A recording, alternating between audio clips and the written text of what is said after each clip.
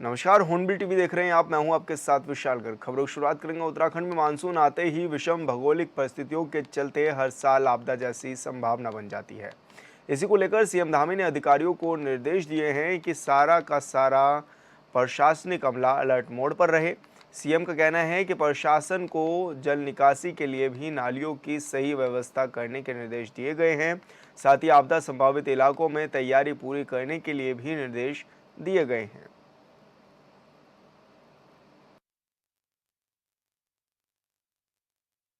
Monsoon सत्र हमेशा से हमारे लिए एक चुनौती जैसा होता है, क्योंकि किसी न किसी रूप में हमको आपदाओं का भी सामना करना पड़ता है, अतिवृष्टि का सामना करना पड़ता है, नदी नालों की जो बाढ़ आती है उसका भी सामना होता है, जल भराव होता है। तो उसी से संबंधित क्योंकि आगे हमको किस प्रकार से काम करना है, हमारा पूरा एडमिनिस्ट्रेशन एक एक्शन मोड में रहे और जहाँ भी ज़रूरत हो उससे पहले से जो तैयारियाँ करनी है वो सब तैयारियों के लिए कि कहीं जहाँ साफ़ सफाई होनी है साफ़ सफाई हो, कुछ जगह पर जो नाले बंद हो गए हैं उन सबको खोला जाए, कहीं पर जो है कूड़ा जमा हो जाता है वो सब चीज़ें, और साथ में ऐसे समय में रोडें बंद हो जाती हैं तो रोडें भी खुलें। चूँकि चारधाम यात्रा भी चल रही है तो उसका भी विशेष रूप से चूँकि यह है कि कहीं मार्ग ज़्यादा लंबे समय तक अवरुद्ध न हो, तो इन सब विषयों पर बात कर रहे हैं। और संवाददाता हिमांशु गौड़ हमारे साथ फोन लाइन पर जुड़ गए हैं। हिमांशु, क्या कुछ ज्यादा जानकारी मिल पा रही है? मुख्यमंत्री पुष्कर सिंह धामी ने बैठक भी की है मानसून सीजन से पहले अधिकारियों के साथ। ये बिल्कुल विशाल अधिकारियों को निर्देशित कर दिया गया है कि आपदा मानसून सत्र उत्तराखंड में होगा। इसमें आपदा से बात करूँ, भूस्खलन की बात करूँ, तमाम जो प्राकृतिक आपदाएं हैं वो होने की संभावना रहती है। इसलिए अधिकारियों को अलर्ट मोड पर रखा गया है और उसी के साथ ही क्योंकि इस बार मौसम विभाग ने ये चेतावनी उत्तराखंड के लिए जारी की है कि सामान्य से अधिक वर्षा उत्तराखंड में होने की संभावना है। इसके लिए मौसम विभाग अलर्ट जारी किया है। तो इसके लिए मुख्यमंत्री पुष्कर सिंह धामी लगातार बैठक जो है कर रहे हैं। और क्या कुछ दिशा निर्देश भी इस दौरान मुख्यमंत्री पुष्कर सिंह धामी ने अधिकारियों को दे दिए हैं कि किस तरह की तैयारियां, किस तरह की व्यवस्थाएं रखें? ये बिल्कुल व्यवस्थाओं की अगर मैं बात करूँ तो अलर्ट मोड पर मुख्यमंत्री ने अधिकारियों को रहने के निर्देश दिए हैं। चाहे चारधाम यात्रा रूट हो या अन्य पहाड़ी मार्ग हो, वहाँ पर अलर्ट रहने की जो है तो सूचना अधिकारियों को दी गई है। और जो एनडीआरएफ, आईटीआरएफ, तमाम ऐसे जो रक्षा दल हैं उनको भी अलर्ट मोड पर रहने के निर्देश सीएम ने दिए। बिल्कुल हिमांशु, बहुत बहुत शुक्रिया आपका तमाम जानकारी साझा करने के लिए। और चमोली से बड़ी खबर मिल रही है। प्रशासन ने शुरू की बद्रीनाथ उपचुनाव की तैयारी। बद्रीनाथ विधानसभा सीट में बनाए जाएंगे 210 पोलिंग बूथ। बद्रीनाथ विधानसभा में 1,02,145 मतदाता, 2,566 हैं सर्विस वोटर्स, 52,485 पुरुष मतदाता, जबकि 49,658 महिला मतदाता भी हैं मौजूद। तो ये बड़ी खबर आपको बता रहे हैं, जहां पर बद्रीनाथ विधानसभा पर प्रशासन ने तैयारियां तेज कर दी हैं और ऐसे में तमाम व्यवस्थाएं की जा रही हैं। साथ ही इस दौरान पार्टी भी फुल एक्टिव मोड में नज़र आ रही हैं और अपने अपने प्रत्याशियों के नामों की जल्दी घोषणा भी कर सकती हैं। और साथ ही इस दौरान प्रशासनिक अमला भी पूरी तरह से तैयार है। प्रशासन ने बद्रीनाथ उपचुनाव में तैयारियां शुरू भी कर दी हैं। बद्रीनाथ विधानसभा सीट में बनाए जाएंगे 210 पोलिंग बूथ और बद्रीनाथ विधानसभा में 1,02,145 मतदाता हैं, जिसमें कि 2,566 सर्विस वोटर्स भी मौजूद हैं।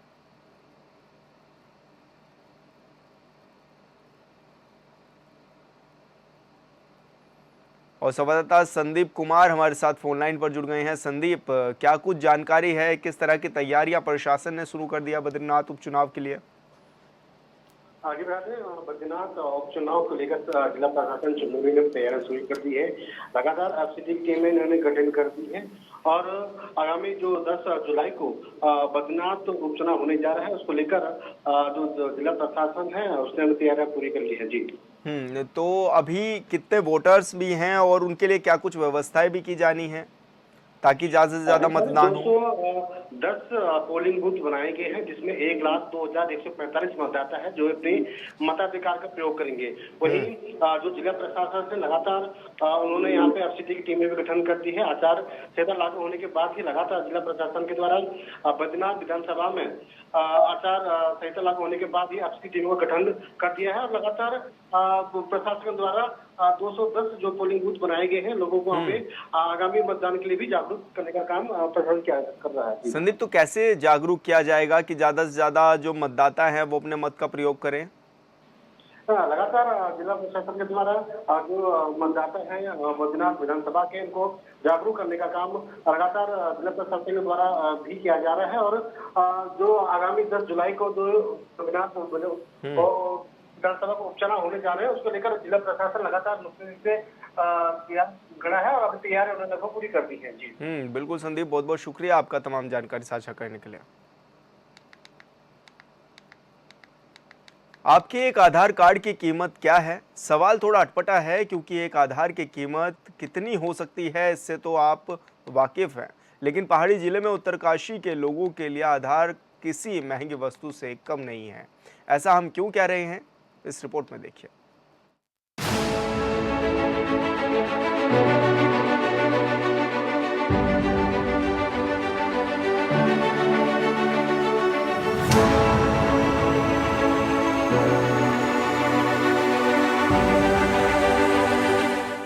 आधार कार्ड आज के समय में कितना जरूरी है ये हम सभी जानते हैं, लेकिन उत्तराखंड के पहाड़ी जनपद उत्तरकाशी के लोग कई दिनों से आधार कार्ड बनाने के लिए परेशान हैं और जिम्मेदार लोग दलीलें दे रहे हैं। लोग कह रहे हैं कि पहाड़ और पहाड़ियों की समस्या सिर्फ पहाड़ी ही समझ सकते हैं। उत्तरकाशी के स्थानीय लोगों को ये क्यों कहना पड़ रहा है कि पहाड़ियों की समस्या सत्ता में बैठे लोग नहीं समझेंगे? अभी सूचना जो मिली है कि यहाँ पर जो जिले में एक जो जनपद मुख्यालय की बात करें तो यहाँ पर बिल्ला गली जो शाड़ा में आधार केंद्र थे और इसके साथ ही चिटियाली सौड़ बड़कोट तहसील मुख्यालय में भी आधार केंद्र थे। और अभी सिर्फ यहाँ पर पूरे जनपद में एक ही आधार केंद्र चल रहा है और इससे काफ़ी, क्योंकि आधार एक आज के समय में आधार एक व्यक्ति की पहचान है। अगर आधार नहीं होगा तो व्यक्ति अपनी आइडेंटिटी और कहीं पर पेश नहीं कर सकता है और अगर इस प्रकार से चलता रहा तो ये बड़ा दुर्भाग्यपूर्ण है, क्योंकि एक आम व्यक्ति की सबसे मूलभूत आवश्यकता आज हम कहें तो आधार है। और क्योंकि बचपन से लेके और जब तक आदमी की मृत्यु नहीं होती है, आधार का एक बहुत अहम, उसकी जो पहचान है उसमें अहम रोल होता है। तो इसको जिला प्रशासन को संज्ञान में इस मामले को लेना चाहिए और जल्द ही आधार यहाँ पर आधार केंद्र बंद हो गए हैं, इनको खुलवाना चाहिए, क्योंकि एक पूरे इतने बड़े जनपद में एक आधार केंद्र और वहाँ पे भी सुनने में आ रहा है कि दिन में मात्र 40 से 50 आधार ही बन पा रहे हैं। तो अगर पूरे जनपद की हम जनसंख्या की बात करें तो लगभग 3 लाख की जनसंख्या यहाँ पर है और अगर 3 लाख की जनसंख्या पर एक ही आधार केंद्र होगा तो इससे आम आदमी को काफ़ी परेशानी का सामना करना पड़ेगा। इसलिए हम जिला प्रशासन से मांग करते हैं कि इसका स्वतः संज्ञान लेकर जल्द ही यहाँ पर जितने भी हमारे तहसील मुख्यालय हैं और जनपद मुख्यालय, वहाँ पर जो आधार केंद्र बंद हो गए हैं उनको जल्दी खुलवा दें। एक और सरकार ने आधार कार्ड को जितना जरूरी कागज बना दिया है, उसके बिना जिंदगी अधूरी है। उत्तरकाशी जिले में आधार सेंटर केंद्र दूरबीन से ढूंढने पड़ रहे हैं। आधार कार्ड उत्तरकाशी वासियों के लिए एक समस्या बन चुका है। मौजूदा वक्त में जिले की स्थिति यह है कि 70 से 80 किलोमीटर के दायरे में सिर्फ एक आधार सेंटर है। गंगोत्री से उत्तरकाशी तक, बड़कोट से उत्तरकाशी तक, लमगांव से उत्तरकाशी तक, कंडीसोर से उत्तरकाशी तक कोई भी आधार सेवा केंद्र नहीं है।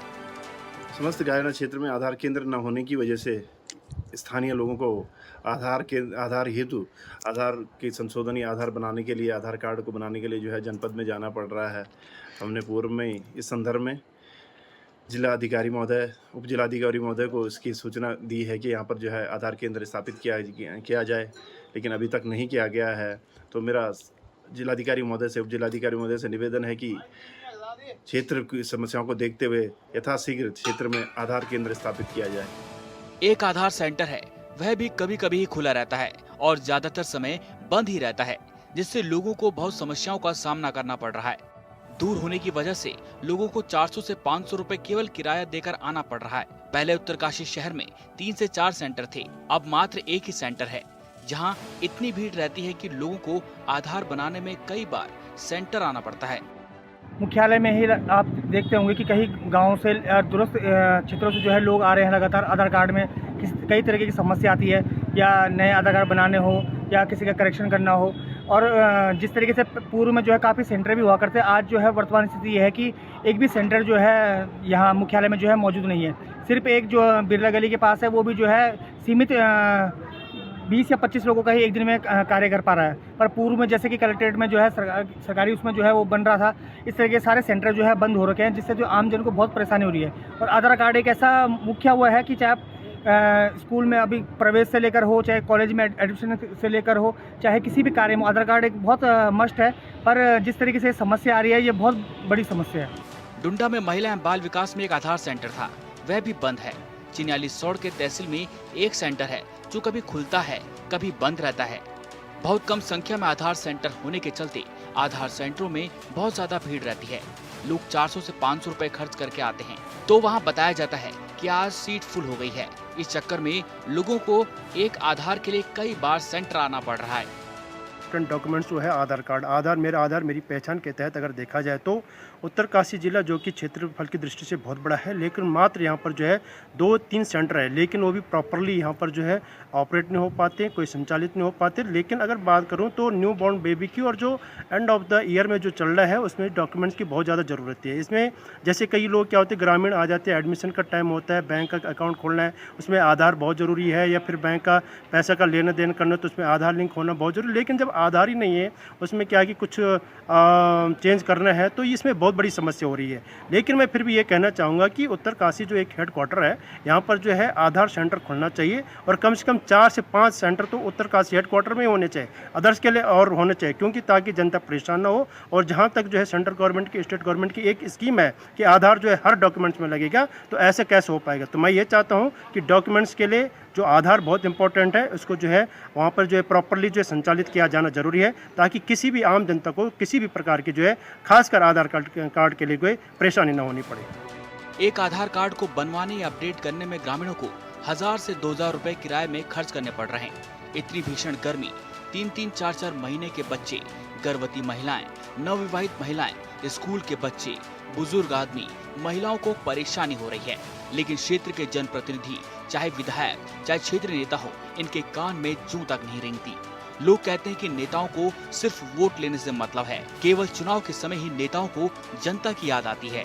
जैसे कि आप सबको पता है कि सारे काम आजकल आधार कार्ड से ही होते हैं, लेकिन जो चाहे वो न्यू बॉर्न बेबी हो, चाहे वो स्कूल के स्टूडेंट हो, चाहे वो जनता हो, तो आजकल CSC सेंटर बंद पड़े हुए हैं, सारे आधार कार्ड सेंटर बंद हैं, तो लोगों को एक कतार बना के आधार सेंटर में खड़े रहना पड़ता है, बहुत परेशानियों का सामना करना पड़ रहा है।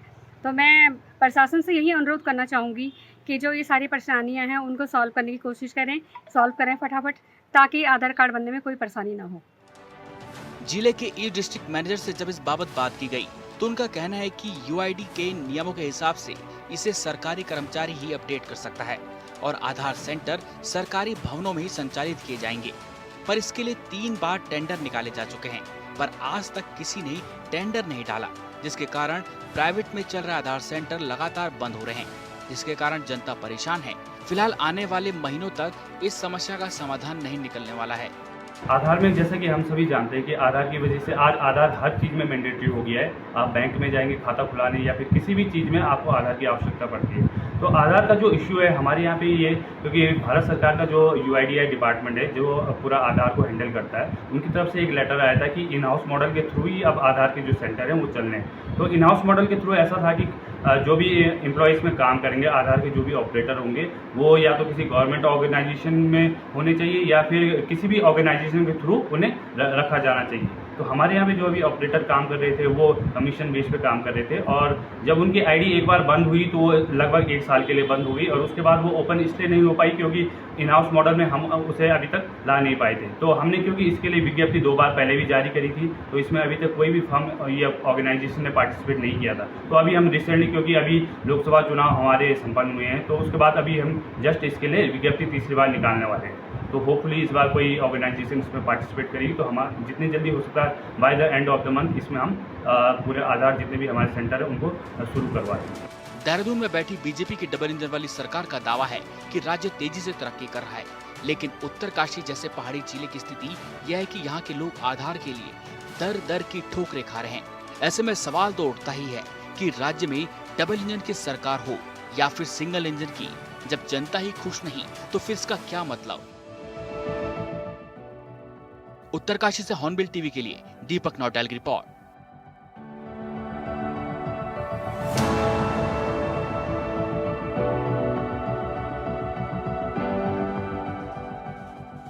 नरेंद्रनगर की मेदात ग्राम पंचायत में सरकार जनता के द्वार कार्यक्रम आयोजित किया गया। कार्यक्रम में ब्लॉक प्रमुख राजेंद्र सिंह भंडारी ने 13 लाख की लागत से निर्मित जनता मिलन केंद्र का लोकार्पण किया। यह जनता मिलन केंद्र क्षेत्र के विधायक और प्रदेश के वन मंत्री सुबोध उनियाल ने विधायक निधि से बनवाया है।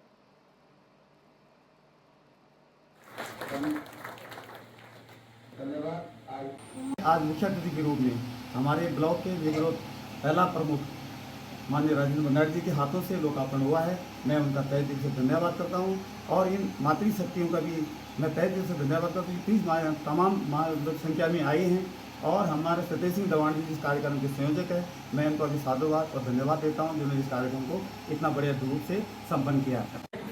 इस तरह के कार्यक्रम को और ज़्यादा बढ़ावा मिलना चाहिए। इस कार्यक्रम में हमारे मुख्य अतिथि के रूप में इस ब्लॉक के हमारी ब्लॉक प्रमुख आए थे। उनका इस कार्यक्रम में इस महिला ने बहुत जिस प्रकार के जोश और खरोश से उनका स्वागत किया वो भी देखने लायक था।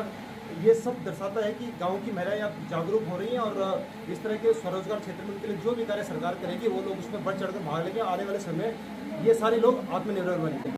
सरकार की जन कल्याणकारी योजनाएं और आम जनमानस तक किस प्रकार से पहुँचे हैं, उसके लिए सरकार की जो जितनी भी सारी योजनाएं हैं उन योजनाओं को इस प्रकार के बैठकों के माध्यम से और उनकी जानकारी दे करके जनकाल कल्याणकारी योजना की जो विशेषकर हमारी माता ही बहनें हैं और जो हमारे आजीविका मिशन के अंतर्गत जिन समूहों का गठन करके उनको स्वरोजगार उपलब्ध कराने की उन योजनाओं की जानकारी कृषि के क्षेत्र में बहुत सारी योजनाएं आज सरकार किसानों के लिए बना रही है। उसी प्रकार से उद्यानिकी क्षेत्र में भी सरकार की सारी सब्सिडी वाली योजनाएं हैं। तो निश्चित रूप से इस प्रकार की बैठकों के माध्यम से हम जहां सरकार की योजनाओं को पहुंचाने का काम करेंगे। ऋषिकेश की श्यामपुर ग्राम सभा के अंतर्गत बंगाली नाले पर हो रहे अतिक्रमण को लेकर एक बुजुर्ग 2020 से तहसील के चक्कर काट रहा है, लेकिन अभी तक बुजुर्ग की शिकायत पर कोई ठोस कार्रवाई नहीं हो पाई है। अब शिकायतकर्ता ने मामले में कार्रवाई न होने पर प्रशासन को आमरण अनशन की चेतावनी दे डाली है और शिकायतकर्ता ने आरोप लगाया है कि ग्राम प्रधान की शय में भूमाफियाओं ने सरकारी जमीन और नदी नालों पर अतिक्रमण किया है।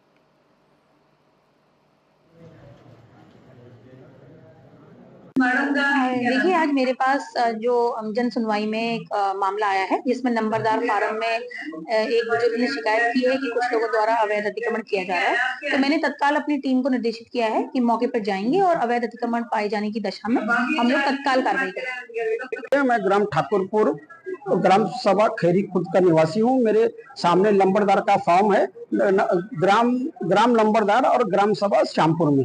वहाँ पे अतिक्रमण हो रहा है बंगाली नाले पे, और जिससे कि राजस्व का भी नुकसान हो रहा है और नदी का जो बंगाल नाले का जो बहाव है वो उसका पानी भी जो है ना रुक रहा है। तो जब बाढ़ आती है तो वहाँ पे लोगों ने अतिक्रमण कर दिया और वो जो नदी का जो पानी है वो बाद में ठाकुरपुर गांव की मैंने घरों में अच्छा घुस जाता है। वहाँ पे मेरी जमीन है, मेरी जमीन भी खतरे में हर साल कट रही है थोड़ी बहुत वो। और मैं एक जागरूक नागरिक के होने के नाते मैं 2020 से ये विषय पे लगा हुआ, कहीं भी सुनवाई नहीं होती। प्रशासन लिख के देता है लेकिन जो जाने वाले कर्मचारी हैं, जो उनके अधिकारी हैं, वो कुछ भी कार्य नहीं करते। मैं लगातार डीएम, एसडीएम, मुख्यमंत्री धामी जी को मैं पत्र व्यवहार कर रहा हूँ 2020। सरकार की तरफ से लगातार बिजली के दामों में बेतहाशा बढ़ोतरी के खिलाफ जनसंघर्ष मोर्चा के कार्यकर्ताओं ने विकास नगर में तहसील का घेराव किया है। साथ ही जनसंघर्ष मोर्चा के पूर्व उपाध्यक्ष के नेतृत्व में कार्यकर्ताओं ने एसडीएम के माध्यम से सीएम को ज्ञापन सौंपा है। उन्होंने कहा कि सरकार 3-4 साल से लगातार बिजली के दामों में बढ़ोतरी कर रही है। हाल ही में फिर बढ़ोतरी की गई है, जिसकी वजह से उपभोक्ताओं को काफ़ी परेशानियों का सामना करना पड़ रहा है। जनसंघर्ष मोर्चा ने सरकार से मांग भी की है कि ये इस खेल को बंद करें और जनता को राहत दिलाने का काम करें।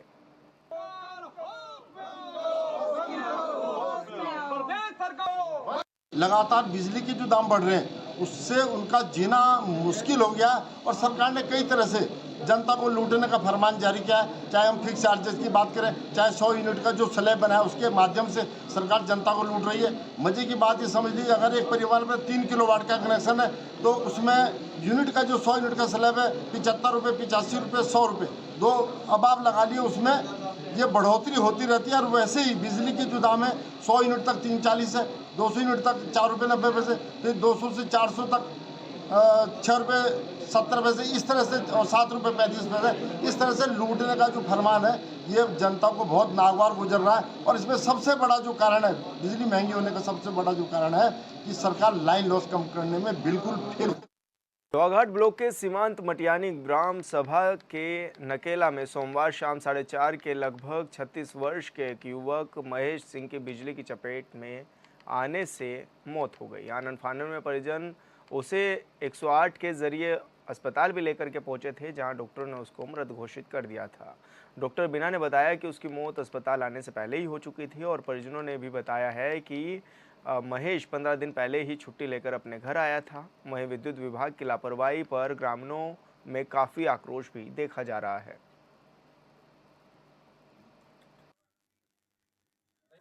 ऐसी लापरवाही है जिसकी वजह से हमने अपने चाचा को खोया है। जो हमारे चाचा भी 15-20 दिन पहले ही घर आए थे, ये बाहर जॉब करते हैं, इनके अभी छोटे छोटे बच्चे हैं, जिनकी आर्थिक स्थिति बहुत ही दयनीय है, कमज़ोर है। और ये अपने किसी कामवश कुछ काम कर रहे थे, घर का काम चल रहा था, जिसकी वजह से जो तार खुले हुए थे उसमें इनका हाथ टच हो गया और इनको इस करंट लग गया, जो जिससे इनकी डेथ हो गई। इनके द्वारा और इनके परिवार के द्वारा कई बार विभाग को सूचित किया गया, बट विभाग द्वारा कोई संज्ञान नहीं लिया गया, जिसकी वजह से आज हमने अपने चाचा को खो दिया है। ये अस्पताल में आया था तो मृत अवस्था में आया था, उसका जांचें करी गई थी तो ECG में फ्लैट लाइन आई थी। उनके साथ वालों ने हिस्ट्री बताई है कि करंट लगने से उसकी मौत हुई है घर में, और बस अब पोस्टमार्टम के लिए बॉडी को भेज रखा है। पुलिस को जानकारी यही अस्पताल से भेजी गई है। हरिद्वार में अवैध खनन के भंडारण की खबर प्रसारित होने के बाद खनन विभाग हरकत में आ गया है। हरिद्वार के कई क्षेत्रों में अवैध खनन का भंडारण किया जा रहा है। विभाग के अधिकारी अब इन जगहों पर छापेमारी करने और अवैध गतिविधियों पर रोक लगाने के लिए सक्रिय हो गए हैं। खनन विभाग के अधिकारियों ने बताया कि विभाग ने एक टीम का भी गठन किया है, जो कि इन क्षेत्रों में निगरानी करेगी और अवैध भंडारण को रोकने के लिए सख्त कार्रवाई भी करेगी। अवैध भंडारण की बात है, संयुक्त टीम SDM साहब के साथ भी एक बार संयुक्त निरीक्षण करा गया था, तब भी भंडारण पर अधिरोपित किया गया था पेनल्टी, और अभी भी जब भी कोई अवैध भंडारण मिलता है उस पर लगातार कार्रवाई करी जा रही है। इस संबंध में हमने लेटर लिख रहे हैं क्या नाम कि इनको बिल्कुल हटा दिया जाए यहाँ से, और क्या नाम आगे की कार्रवाई के लिए भी लिख रहे हैं। और अभी भी परसों एक मामला आया था डेंसो चौक का अवैध खनन का, उसमें भी आज टीम गई हुई है जाँच करने के लिए। बहुत सारे लोगों पर कार्रवाई की है, जितने भी भंडारण मिले हैं, चाहे वो अवैध हों चाहे अगर लीगल हैं तो उन पर अधिक, अगर मटेरियल है तो उन पर भी हमने कार्रवाई करी। लगातार भी कार्रवाई चली रही है। अधिरोपित करते हैं, जो नियमानुसार पेनल्टी होती है माल पे वो अधिरोपित की जाती है। माल पर भी कोई पटवारी से जब मिल जाता है सजरा वजरा तो हम डायरेक्ट ज़मीन वाले के नाम से पेनल्टी निकालते हैं। जिसकी ज़मीन अगर नहीं होता है तो जो उसका प्रोप्राइटर नाम लिखा होता है कभी कुछ तो उस। और फिलहाल इस बुलेटिन में इतना ही। आप देखते रहिए हॉर्नबिल TV। नमस्कार।